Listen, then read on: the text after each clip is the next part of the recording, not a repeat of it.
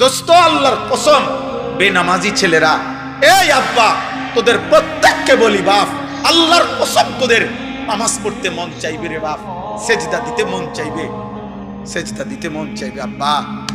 হাসরের ময়দানে হলেও সেদিন মন চাইবে খুব, যে আল্লাহ আপনি একটু সুযোগ দেন না রে মাওলা, একটা সেজদা দেই আপনারে। আমারে তো বিচারের জন্য হয়তো সিরিয়ালে আরো পরে ডাকবে, এই ফাঁকে আমি আপনারে একটা সেজদা দেই।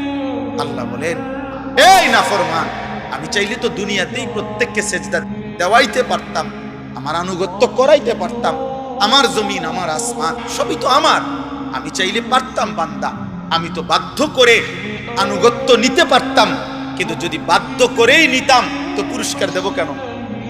তাইলে আর জান্নাত জাহান্নামের কি দরকার, বিচার আচারের কি দরকার, আখিরাতের কি দরকার, হাসরের মাঠের কি দরকার?